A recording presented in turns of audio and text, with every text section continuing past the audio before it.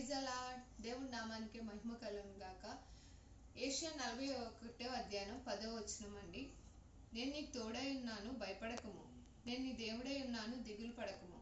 నేను నిన్ను బలపరుతును, నీకు సహాయం చేయవాడు నేనే. నా నీతి అనే దక్షిణ హస్తంతో నేను ఆదుకుంటానని మాట్లాడుతున్నాడండి. మరి ముఖ్యంగా నేను నీకు తోడై ఉన్నాను అంటున్నాడండి. ఎందుకు అనంటే మనం భయపడకము, దిగులు పడకము అని ఎందుకు అనంటే భయపడద్దు, దిగులు పడొద్దు అని ఎందుకు అలా చెప్తున్నాడంటే మనకు భయపడే సమయాలు, దిగులు పడే సమయాలు వస్తూ ఉంటాయండి. అలాంటి సమయాల్లో నేను నీకు తోడై ఉన్నాను, నువ్వు భయపడొద్దు, దిగులు పడొద్దు, నీకు సహాయం చేసేవాడిని నేనే, నిన్ను బలపరిచేవాడిని కూడా నేనే. నేను నీకు తోడై ఉన్నాను, నా నీతి అనే దక్షిణాస్తంతో నేను ఆదుకుంటాను, నువ్వు దేనికి దిగులు పడొద్దు, భయపడొద్దు అని చెప్పి స్పష్టంగా ఈ వాగ్దానంతో మనం ధైర్యపరుస్తున్నాడండి దేవుడు.